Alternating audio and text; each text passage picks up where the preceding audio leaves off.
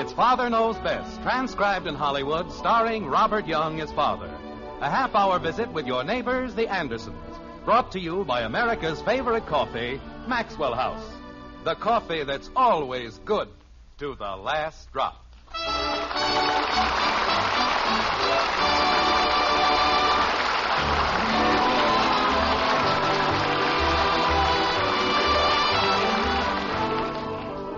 In the third act of Romeo and Juliet, the fair Miss Capulet comes up with a dilly. Was ever book containing such vile matter so fairly bound, she asks. You know what she meant? Don't judge a book by its cover, that's all. Well, in Springfield, in the white frame house on Maple Street, the Andersons aren't quite as flowery as Juliet. But they're going to be given a treat just the same in the fine art of judging books and other things, like this. Margaret, I'm home. Margaret! But I had to, Mother. There wasn't anything else I could do. What's going on in here? Didn't you hear me call? I'm sorry, dear. We didn't know you'd come in. Hello, Hi, Daddy. Hello. I've been standing in the hall for 10 minutes screaming my head off. Well, we seem to have a little problem. Father, I couldn't help it. Really, I couldn't. What did she do now? She's in love, Kathy. Mush, that's all it is. Just plain mush. Never mind, Bud. Margaret, I may be a little dense, but since when does Betty falling in love constitute a problem? Father. She changes boyfriends like I change my socks. Jim, the problem is not Betty's new boyfriend. Well, Kathy just said... I said she was in love, and she is. Why don't you mind your own business? I do. I mind everybody's business. Mush, that's all it is. Mush. But if that's the most you can add to the general conversation... Well, holy cow, Dad, I'm hungry. Well, we'll have dinner in a very few minutes, but not until your father knows what Betty has done. Done? You make it sound like I've robbed the bank. Has she? Father. And stop saying father. Jumping creepers. That's better. Jim. Honey, give me the horrible details of Betty's latest crime, and let's eat. She invited the Van Nortons to Sunday dinner. Fine. Now, if it's... Who? The Van Nortons. The Van Nortons? The Van Nortons. What did she do that for? I told you, Father, I couldn't help it. She thinks he's gorgeous. I do not. Oh, you told Janie Liggett he was. I never did. Kathy? Oh, you did, too. You took the phone into the hall closet, and you thought I couldn't hear. And you told Janie... Mother. All right, girls, that'll be enough. But, Father... I said that'll be enough. Daddy. Yes? She said he was gorgeous. Mush, that's all it is. Mush.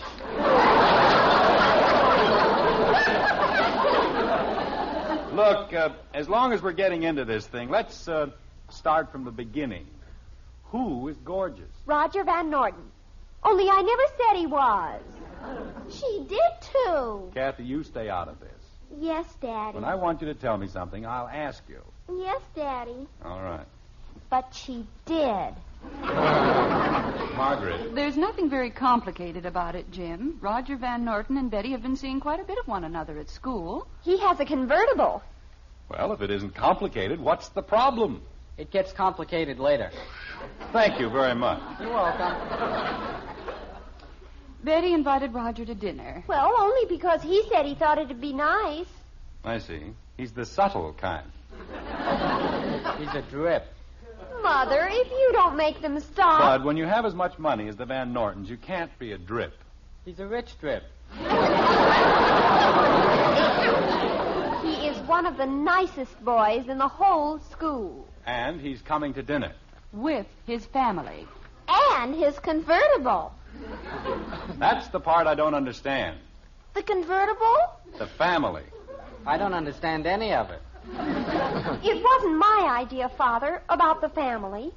He said he thought it'd be nice. What would? If we met. I thought you knew him. She means the families, dear. Oh, not the convertibles. We don't have a convertible. That was a joke, Dopey. What was? What Dad said. It was? It was his kind of a joke. Oh. Well, now that that's all straightened out, may I ask just one more question? What's the problem? Father, we just told you. Look, let's make believe I just got back from a long trip into the heart of the African jungle. Jim. We haven't seen one another in almost 8 years. And I say, what's the problem? Now, what do you say? Hello, Daddy. Happy. Well, he said we hadn't seen him in 8 years. Jim, it's really very simple. The whole problem is the rose chair in the living room. I think I'll go back to the jungle. Father, you've never seen the Van Nortons' house. It has a swimming pool and a tennis court. I still don't and see... 6 bedrooms. What's that got to do with the rose chair in the living room?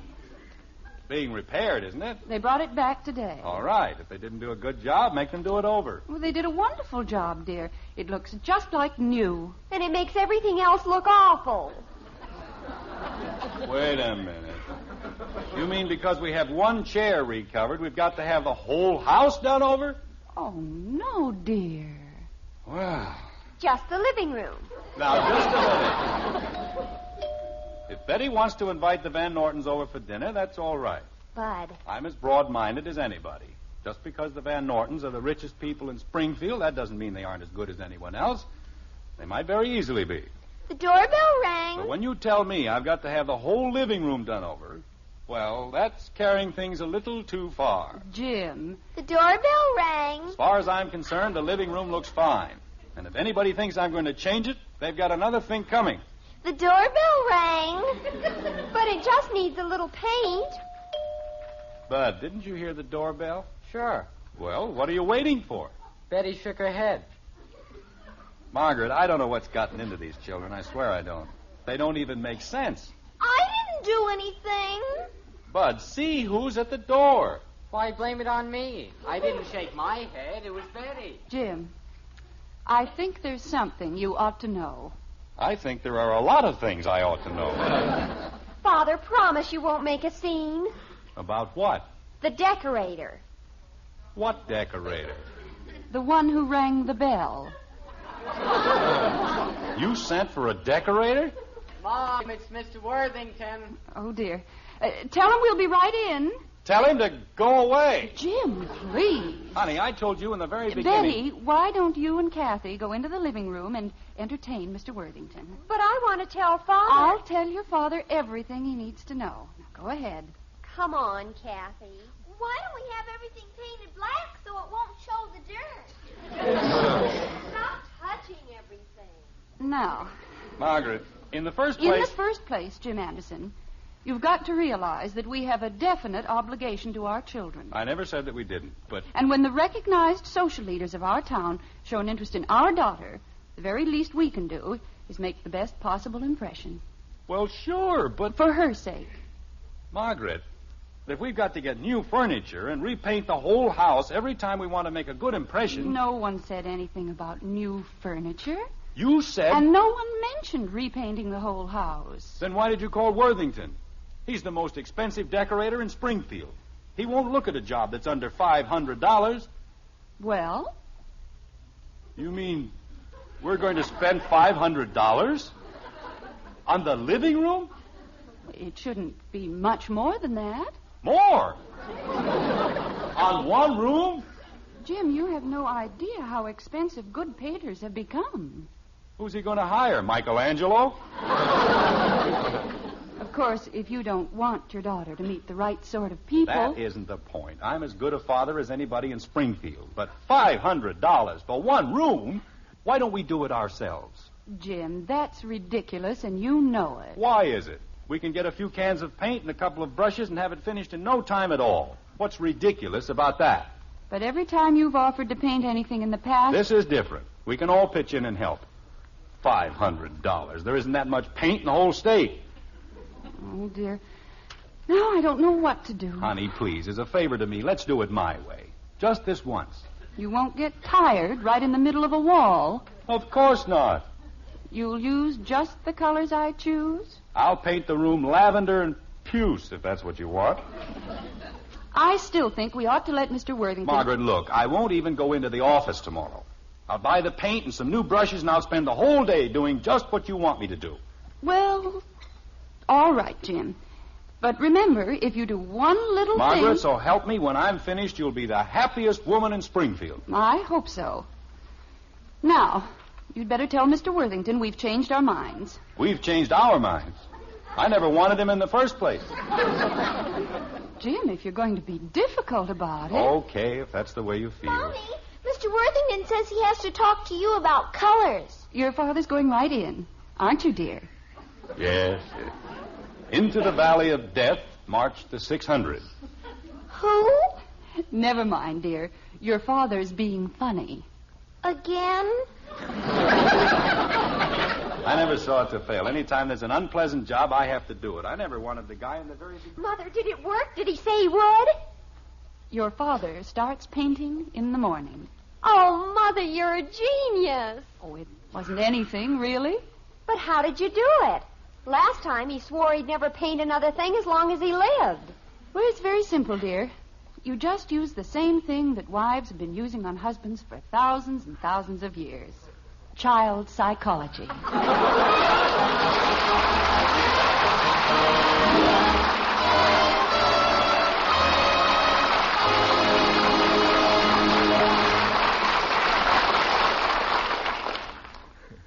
When it comes to psychology, Mother may well be the family genius, but there are times when the man of the house is well worth listening to. Yes, and when he says, Best coffee I ever tasted. why, those words should warm your heart.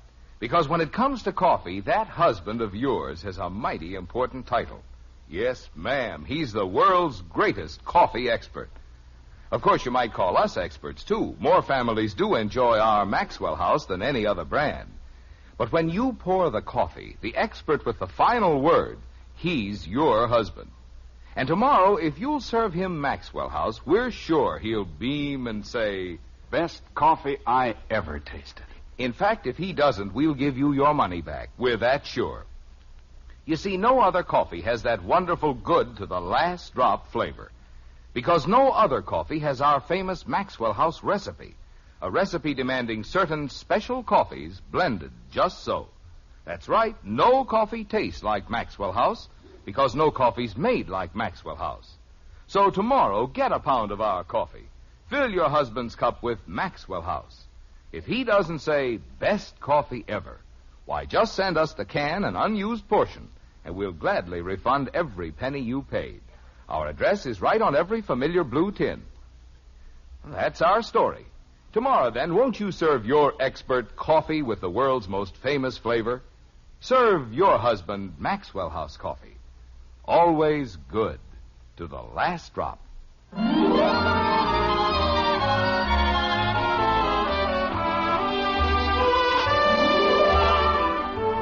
There's an old Dutch proverb that says, paint costs nothing. Such are its preserving qualities.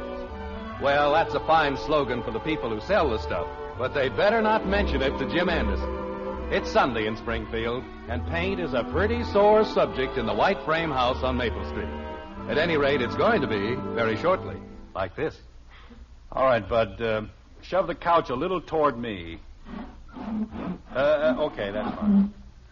Now, does that cover it, Kathy? Yes, Daddy. How about the spot near the fireplace? We'll hang a picture over it. We used up all the pictures for the other spots. Well, we'll get another picture. Are there any left in your room, Bud? Nope, or in yours either. I don't know. How could one small child make such a large mess in such a short time? I don't think it looks bad. I kind of like it. When your mother gets back, well, I hate to think of it. I didn't know it wasn't the same color paint. It said green. Why didn't you just leave it the way it was? I don't know. I'll bet we've got more pictures in our living room than anybody in Springfield. When the Van Nortons get here, they won't know if this is the Andersons or the American Museum of Art. Maybe Mommy won't notice it. Now, there's a brilliant thought. Maybe if we stand in the middle of the room and put lampshades over our heads, she won't notice us. Where are you going? To get a lampshade. Come back here. And keep your hands off the wall. Yes, Daddy. You know, Dad, I still think it doesn't look too bad, if you like pictures. I like pictures as well as anybody, but I still think we ought to be able to see the wall. Daddy. Oh, it's all right, kitten. I'll explain the whole thing to your mother. I better get out of here. You stay right where you are. But I just remembered a date I forgot. Well, forget you remembered it. Jim, we got the loveliest flowers. Oh, that's fine, dear. We're in this together, and we'll stay in it together. Father, is the blue vase in the living room? Yes. Practically everything's in the living room. May I stand in back of you, Daddy? Please? Now, no one's going to hurt you, Kathy. Jim, you have never seen such beautiful flowers in your...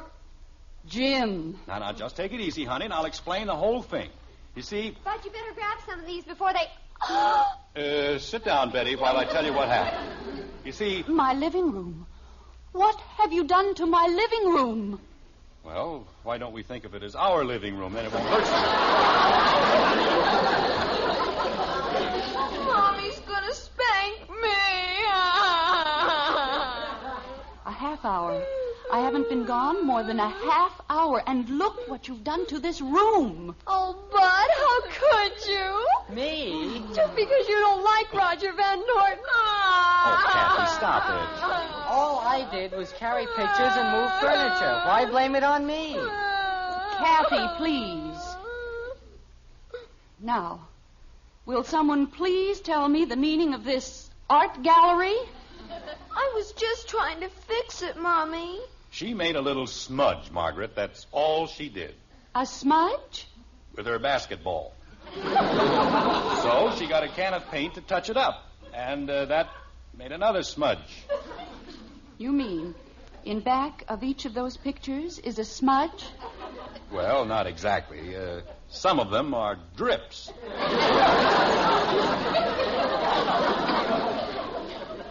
Well, you know what it means. We'll have to do the entire wall over. I know, honey, but we can't do it today. And I thought while the Van Nortons were We here... can't let them see this. Why, they'd think we were out of our minds. I've got news for you. They'd be right. I don't think it looks so bad. It's kind of cheerful. The only boy in the whole school with a convertible, and you have to do this. Bud, push the couch back where it belongs. You won't like it, Mom. Why don't we just leave everything the way it is? And then tomorrow... There can't be a smudge that big. No, but... Well, you see, I didn't know Kathy had the paint can on the chair. Jim, you didn't. Of course not. I stepped in it, that's all. But you see, when it tipped over... You mean it's all over the floor? Just under the couch, honey. But we can take care of that in... Why didn't you hang some pictures on the ceiling? Because the paint didn't splash that high. Look, it's only on this one wall, Margaret, and if you'll just listen to reason... I've listened all I intend to listen. Kathy, take these flowers into the kitchen. Yes, Mommy. I just wanted to help. That's all I wanted to do. Bud, go up to the attic and get some more pictures. More? You'll find them in the box marked blankets. But, Mom, if we And hang... stop arguing. I wasn't arguing, but if you put any more pictures... Holy cow. Honey, don't you think we've got enough pictures now? If we put up any We've more... got to balance the ones you put up. As long as you've got them clear to the floor, we'll have to put them clear to the ceiling. But who looks at pictures up there? The same people who crawl on the floor to look at them down there. Well, all right, honey, if that's the way you want it. Mother, they're here. Oh, no, they can't be. Let's all hide in the cellar, and maybe they'll go away. What are we going to do? Jim, you've got to keep them out of here. Okay, where'd you put my shotgun? Jim. Well, you said... Will you please let them in? You just said to keep them out. Out of the living room. Oh, how do I do that? Take them into the den. Take them anywhere, but don't let them in here. Well, okay. Come on, Betty. Mother. Go ahead, dear. I'll be in just a few minutes. Father, what if they go right in? Very simple. We'll just hit them over the head with a meat cleaver. Father. All right, Betty. Let's, smile. I wish I were dead. Well, hello. Hello, Mr. Anderson. Hello, Roger. Hi, Betty. Come on in. No sense standing out there in the cold. Oh, well, Mr. Anderson, we feel this is quite an imposition. It's no such thing. Why, we've been looking forward to seeing you. Go on in, Roger. No one's going to bite you. Hello, Mr. Anderson. Father, this is Roger. You know, I had a sneaking suspicion that's who it might be. Glad to know you, son. And I'm his old man. I suspected that, too. Well, now that we know who everybody is, let's go someplace and sit down. Just let me have your things, and we can all go into the den and be comfortable. Roger, why don't you help Mr. Anderson like a good boy? Mom. Oh, I keep forgetting. He isn't a good boy anymore. He's a young man. Well, whatever it is, let's go sit down. Mr. Van Norton. Tilly, I told you in the very beginning I didn't want to wear these shoes. Please, dear. Oh, they're friends. They don't mind if I call you Tilly. Do you, Jim? No, not at all. My name's Jake. Jake? Well, if you want to be technical, it's Westbrook Sylvester Van Norton III. Horrible thing to hang on a kid, wasn't it? Everybody just calls me Jake. Okay, Jake. The den's right in here. My mother said she'd only be a moment. Oh, that's quite all right, dear. Oh, my feet are killing me. What seems to be the trouble? These shoes. Never had them on before. Well, sit down. Take it easy. Oh, that's a little better. Dad, for crying out loud. He thinks I'm going to disgrace him. Jake has such a lot of trouble with his feet. It isn't my feet, it's these shoes. Jim, tell me the truth. Would you have noticed if I'd been wearing my old shoes? I don't think so. There. You see, Rod? I could have been comfortable all the time. But no, I had to wear my new shoes. We had to make a good impression. Well, Jake, if they hurt, why don't you take them off? You mean you won't mind? Of course not. Jake! Well. Holy cow, Dad. Holy cow. Is he a holy cower? Never stops. Is yours? Chief stable boy. Oh, brother, does that feel good? Oh, Kathy, I'm fixing the flowers. run upstairs and get my slippers for Mr. Van Norton. Okay. And put the light on under the coffee. Okey-doke. Jim, I love you like a brother. Dad, Mom says she'll be ready in a couple of minutes. Fine, Bud. Oh, I don't think you've met my boy. Mr. and Mrs. Van Norton, this is Holy Cow Jr. How are you, son? I'm pleased to meet you. And this is Roger. Hi. I know all about Bud. You hit 383 for Springfield High last year, didn't you? How'd you know that? Oh, I just happened to know it. He just happens to know everything that has anything to do with baseball. He does? Roger's quite a baseball player himself, you know. He is? Turned down a contract with the Dodgers last spring. He did? Not the Dodgers, Dad. It was just a farm club. Holy cow. There, you see? What'd I tell you? Jim, we ought to form a club. The Fathers Who Suffer from Holy Cows Incorporated. Holy cow. Gee whiz. Why didn't you tell me, Betty? I didn't know. Betty, while the men are talking, why don't we go inside and see if we can do anything for your mother? Oh, no. I mean, Mother doesn't want us to. She doesn't want us to. Really, she doesn't. It's quite all right, Betty. Oh, are we all set, honey? Yes, dear. Everything's all ready. How do you do, Mrs. Van Norton? How do you do, Mrs. Mr. Anderson? Van Norton? Mrs. Anderson? And, of course, this is Roger. Hello, Mrs. Anderson. Betty's told us all about you. She has? Well, it's awfully crowded in here, isn't it? Why don't we go into the living room? The living room? But you said... It's all right, Jim. And I'm sure we'll all be more comfortable.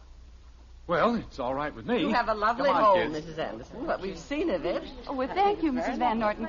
It's nothing pretentious, of course, but we like it. I like anything as long as I don't have to put those shoes back on. I hope you don't mind the smell of fresh paint, Mrs. Van Norton. You see, we've been doing a little redecorating. The living room isn't quite finished, but I'm sure you'll understand. Well, of course, dear. We've just been going through the same thing ourselves. Nice looking room, isn't it, Tilly? Gosh. Oh, Mother. Look, Jake, as long as we're going to be friends, I might as well tell you... Mrs. Anderson, I'm going to ask you a very personal question, and I hope you won't be offended. Why, not at all. Have you ever heard of a decorator named Worthington? Well, yes. Matter of fact, he was here just a few nights ago. That's what I thought. But we felt that... Mrs. Anderson. Billy, it isn't important. It most certainly is. I paid Mr. Worthington $1,000 to decorate my living room. Well, that's very nice, And but... he did mine exactly like he did yours. Oh, no!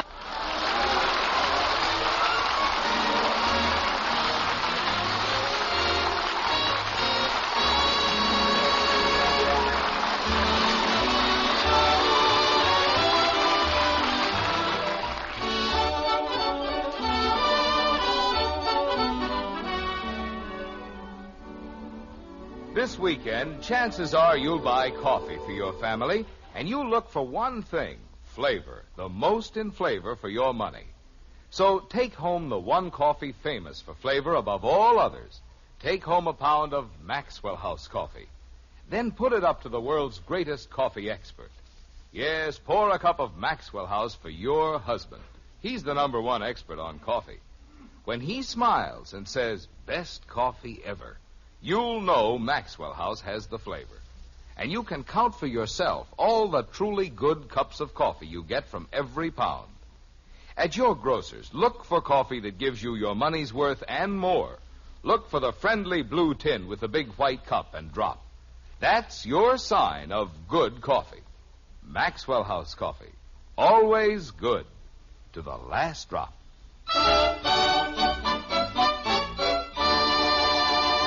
Ladies and gentlemen, this is Robert Young.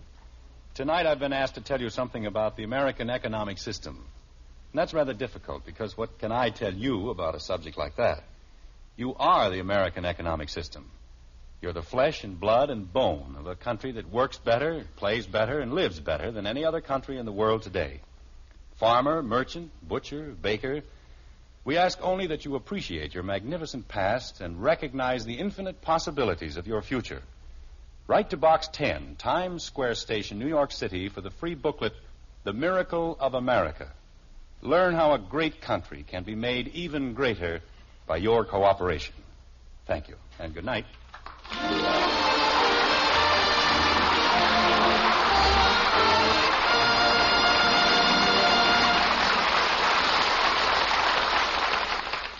At breakfast time, you don't have to say, you children eat your cereal right this instant. just say, Hopalong Cassidy is crazy about hot wheatmeal. just a little psychology. Yes, to get your children to eat a hot cereal, just tell them Post Wheatmeal is Hopalong Cassidy's favorite hot cereal. And they'll eat it, too. Post Wheatmeal is chock full of solid whole wheat nourishment, has a wonderful nut-like flavor, and it cooks in just 3.5 minutes. You'll see, you'll all agree, it's the best hot cereal you ever ate.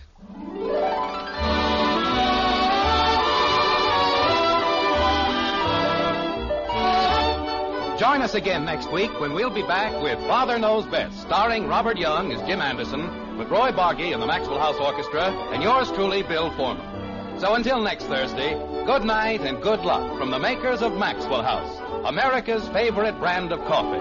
Always good to the last drop. Father Knows Best was transcribed in Hollywood and written by Ed James. Now stay tuned in for Dragnet, which follows immediately over most of these stations.